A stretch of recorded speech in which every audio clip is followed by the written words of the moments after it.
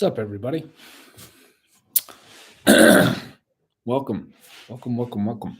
So, guys, I just wanted to talk today about complexities in business. Been having a lot of thoughts about that over the last couple weeks. Um, been having a lot of really good experiences with it as well, and it I think really boils down when you're talking about complexities in the business. I can't decide how I want my button right now, but um,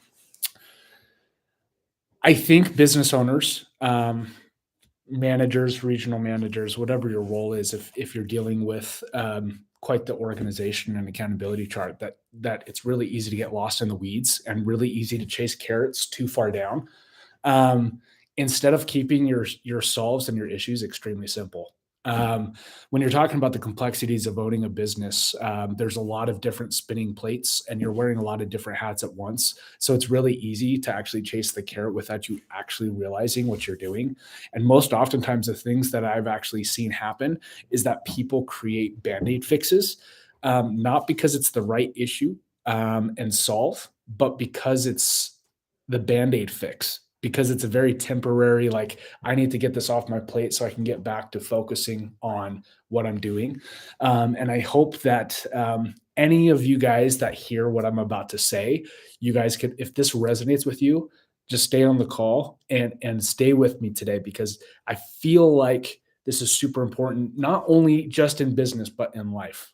I feel like this is definitely a business type talk, but when you think about the parallels of what you could do better in life, I think this would actually help you a lot. So stay with me. Um, it's so damn easy to get overloaded and to get overwhelmed with what we have going on in our lives.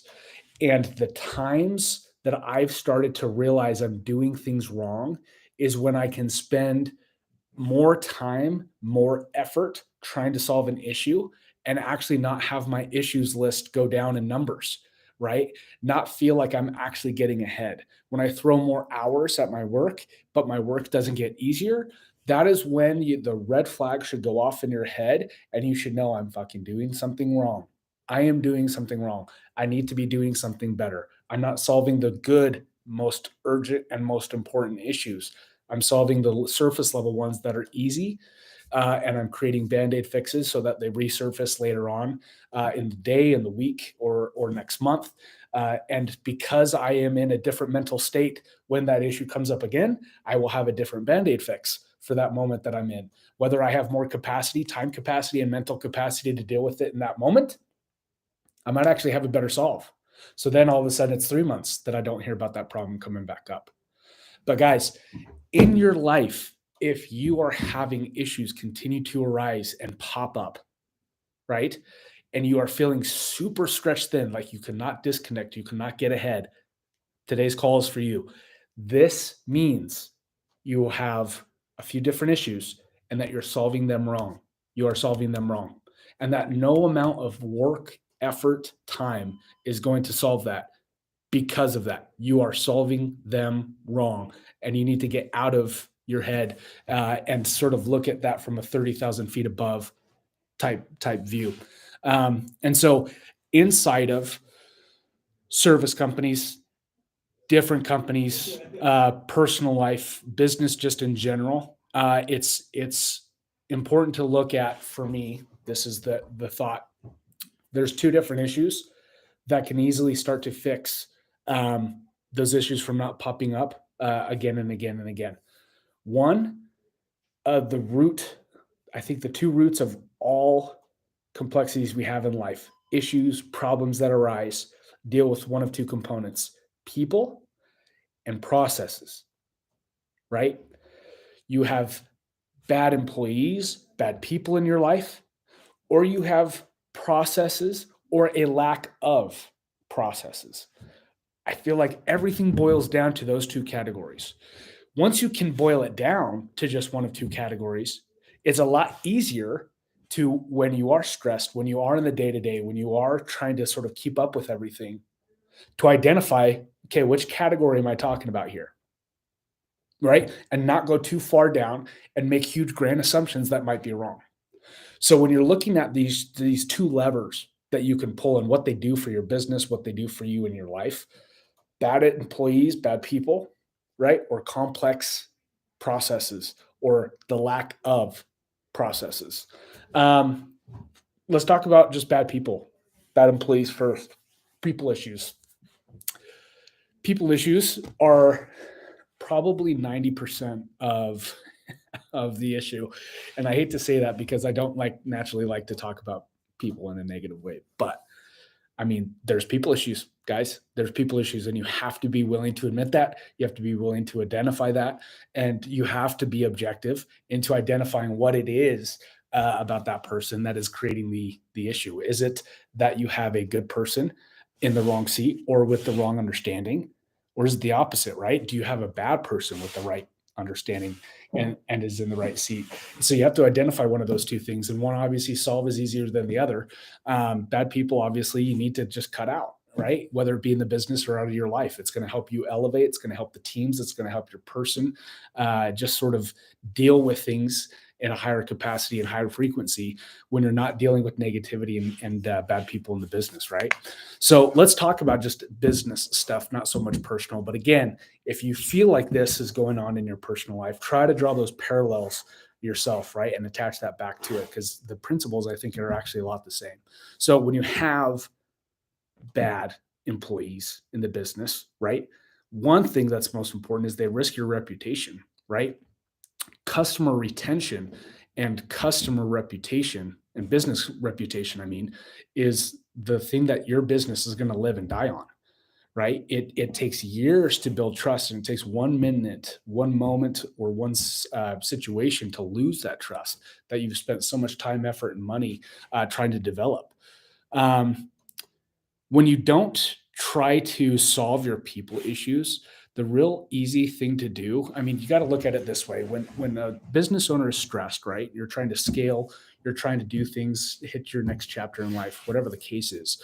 You look at people as sort of a solve to most of your problems, when in reality, you don't qualify that person high enough coming into your business, and it risks actually everything. So instead of you thinking this person could actually come in and help, they're going to come in and absolutely just fucking destroy you. And the reputation with your customers is your biggest risk, right? So unless that person comes in and understands a lot of those things and is aligned core value wise with you and your business, they're going to risk a lot of reputation. And obviously that's the lifeblood of the company. It helps the marketing department, sales department continue to get traction in the area and your communities and in the market, or it helps you not, and it helps you start to lose. Um, on the back end of that, it doesn't safeguard your revenue, right? When you have bad people come into your business, um, your your revenue is going to suffer, and it might not be immediate, but it will, right?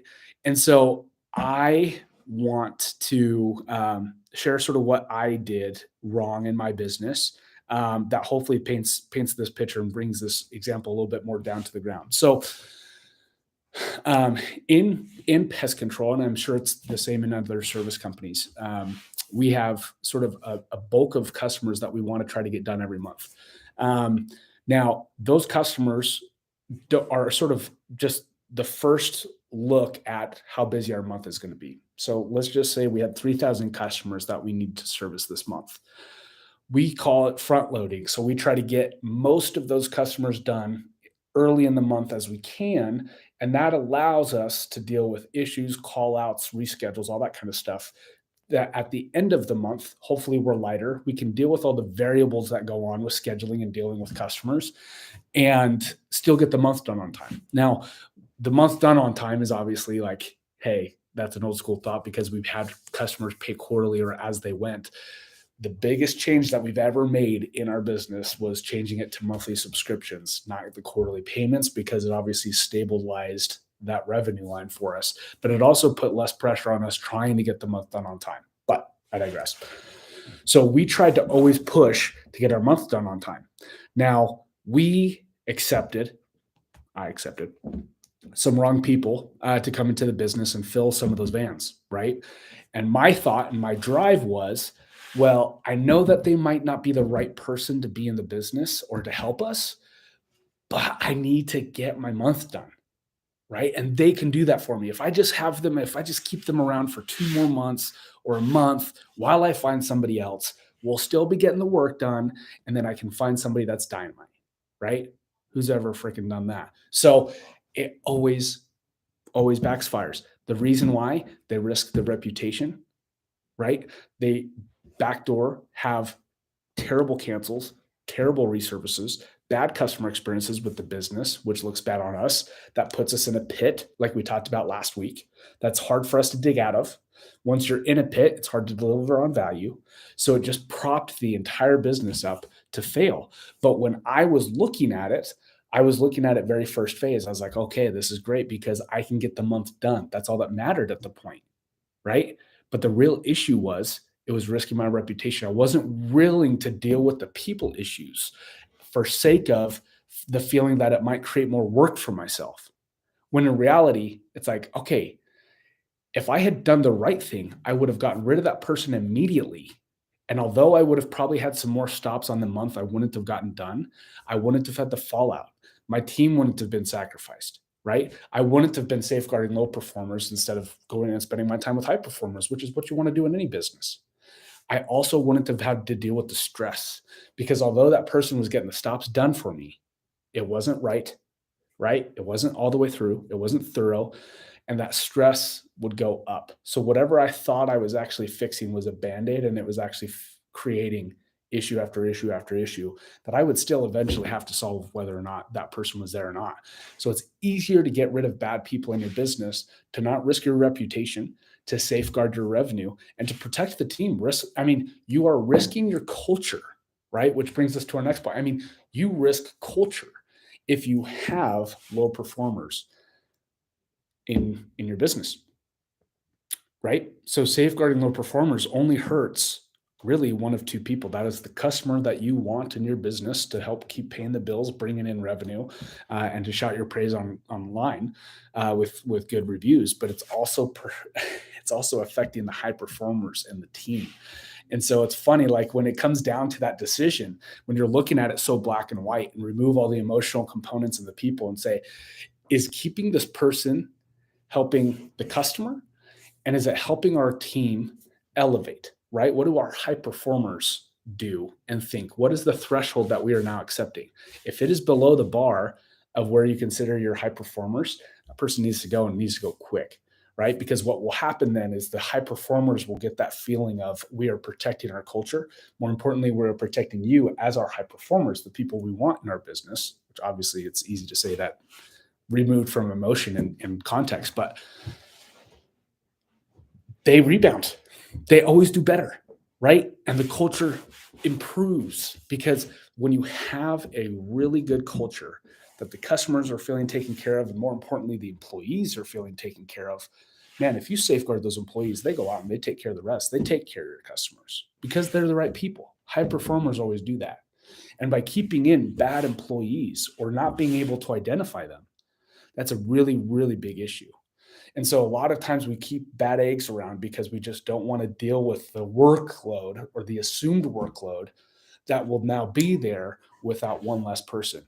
I will tell you guys right now, 100% of the time, we have always been better off getting rid of a bad person in the business and never actually had an increase of work. It's actually been less because that person is just creating so many issues and so much stress in your business. Having them out is the better situation. I promise you.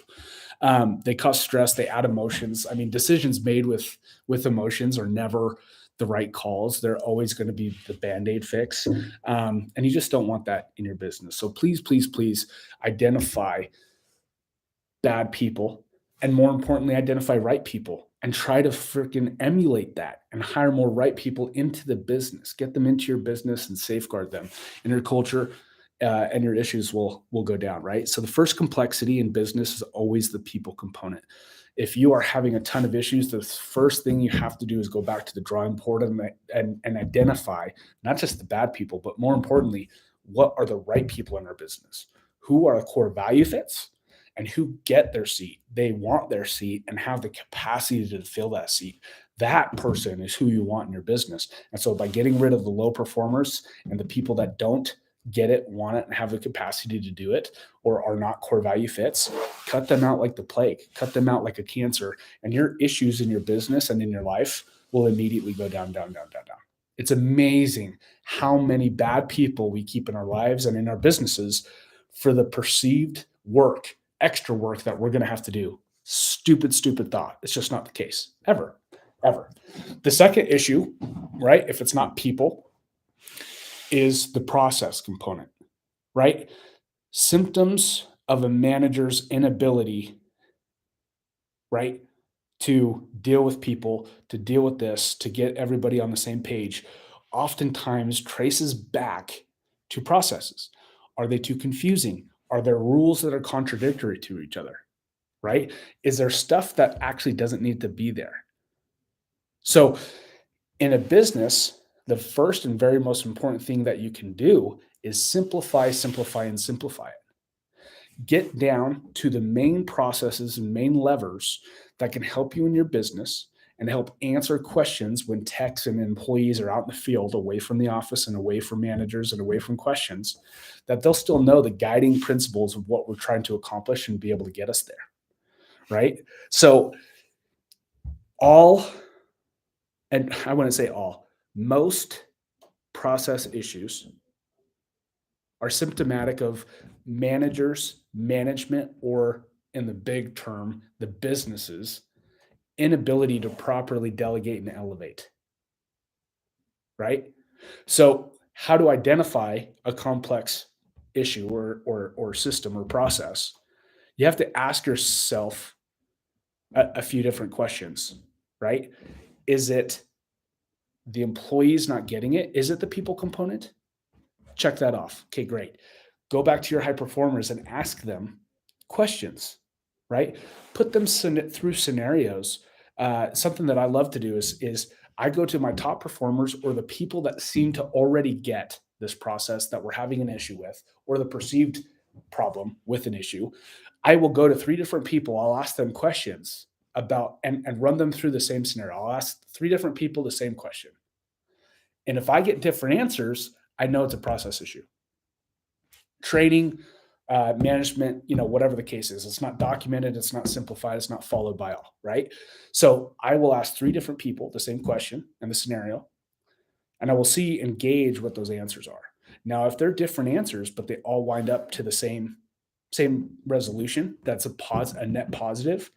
The deeper dive is this a symptom of right people finding out how to do things better? Is this a symptom of just right people just finding out their answers and applying their own filter to it? That's why, it's a little bit different.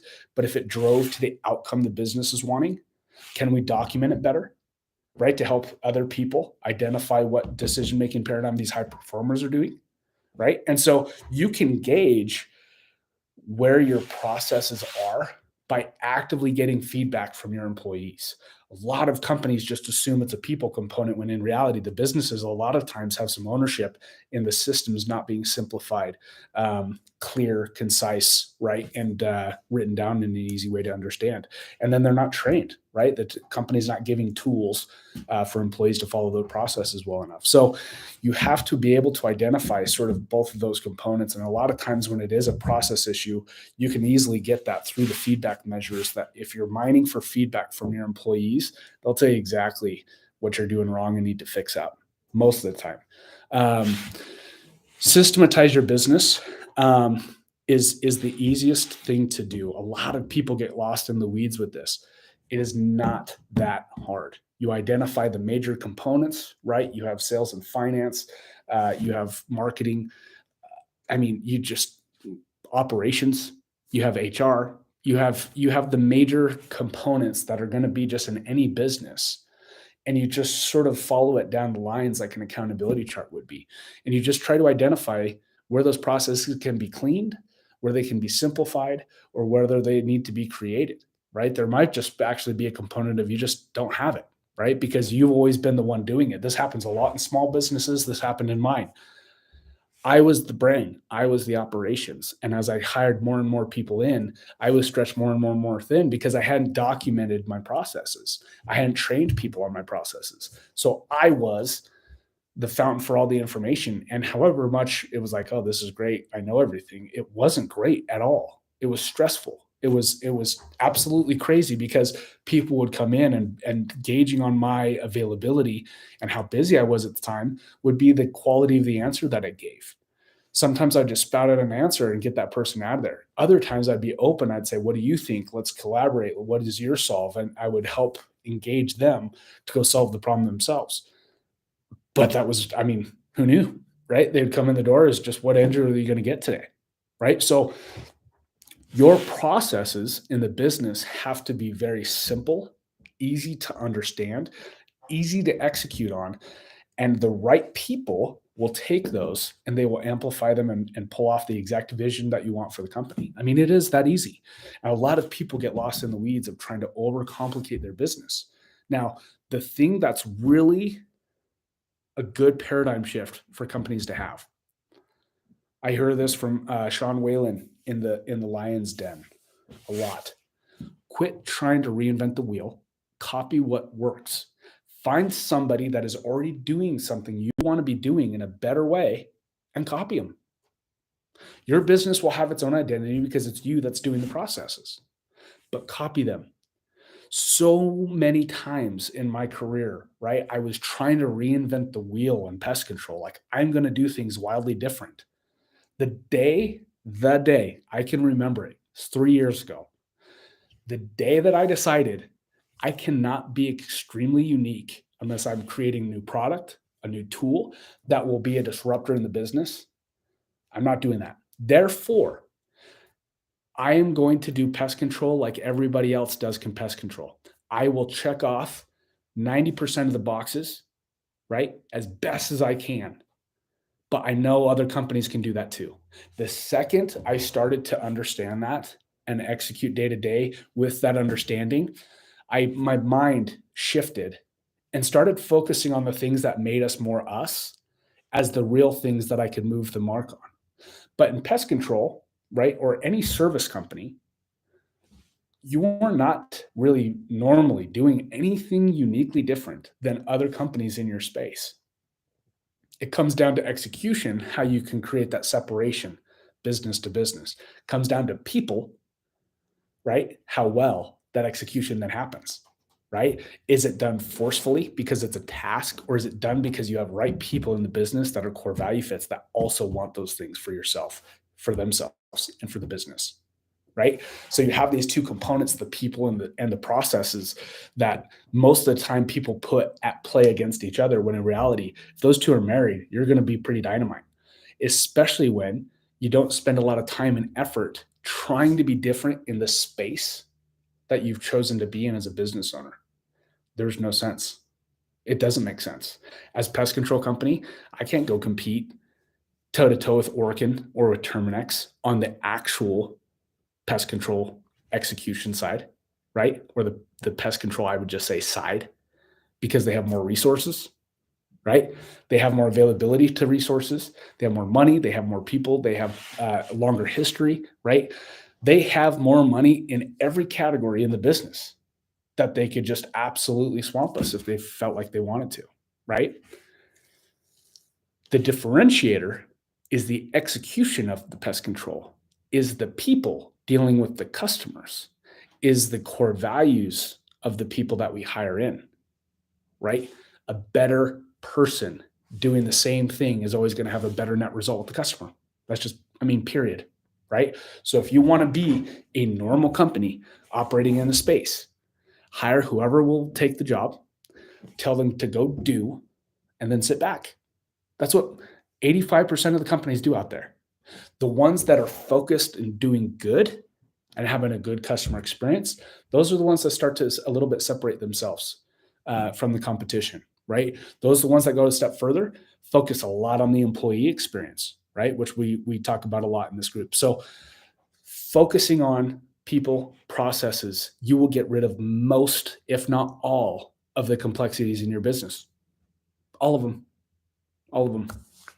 Guys, your lives will be infinitely better if you decide to just focus on those two levers. Simple. Is this a process issue or a people issue? You won't spend your time thinking. You won't spend your time guessing. You won't guess wrong as much. It will help you take ownership if it's a process issue and fix it. And your business will then continue to elevate, especially if you continue to document and simplify so you have the same answer every single time.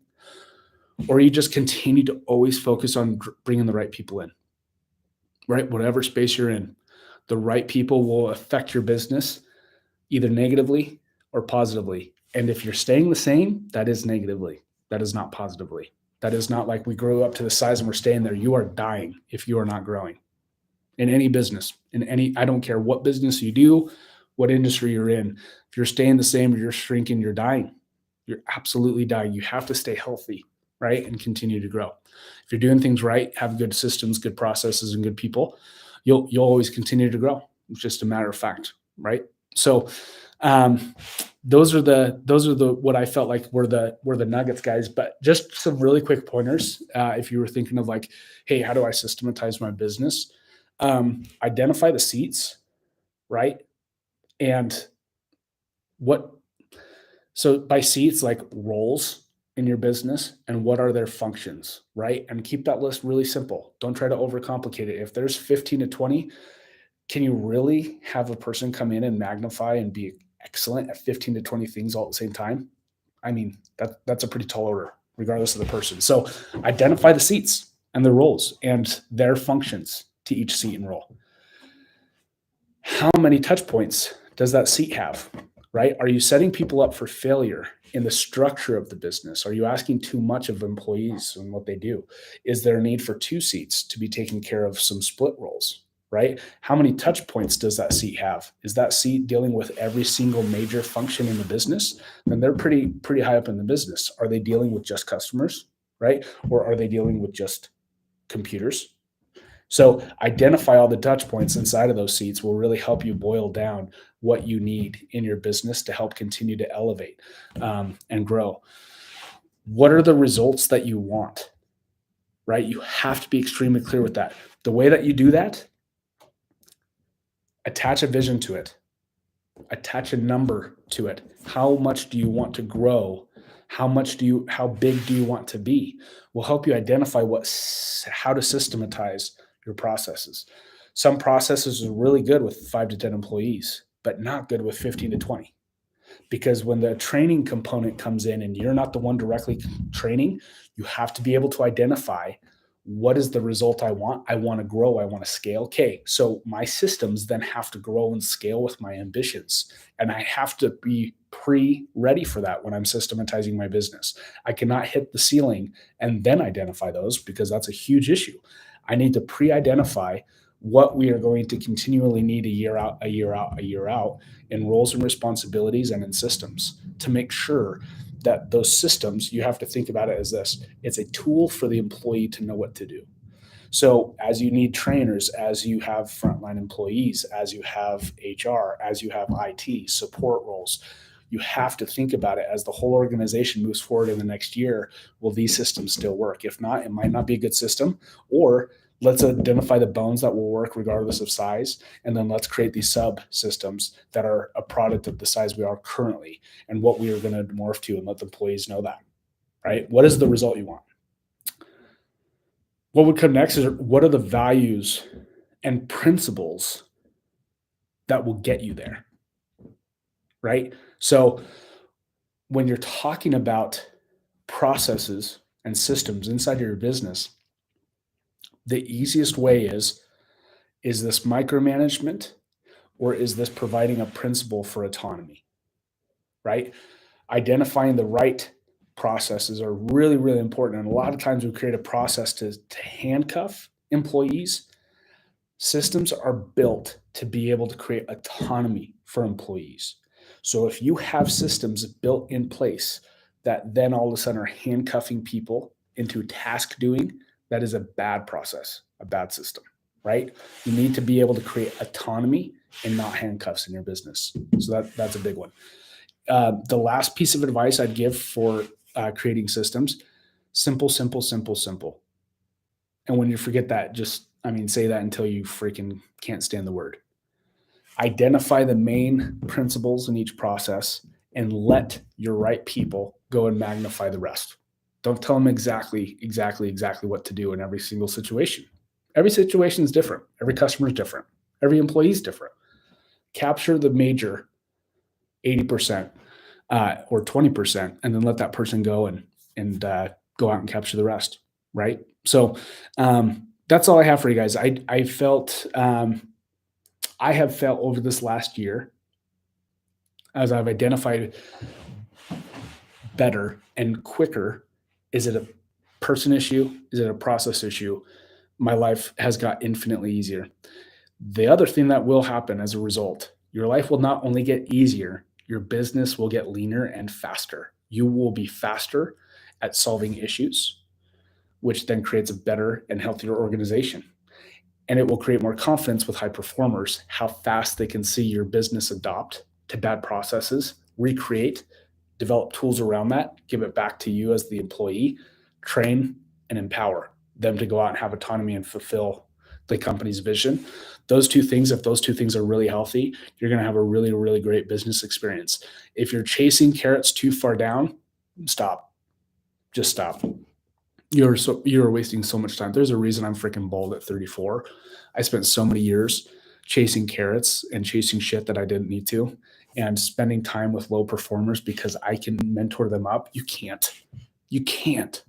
All you need to do with high performers is send the invite out of where the bar is, what our expectations are. They're going to go out and do it. They make your life so much easier. If you don't have those people, start hiring, because it's more expensive to keep them around than it ever is to go out and find the right people.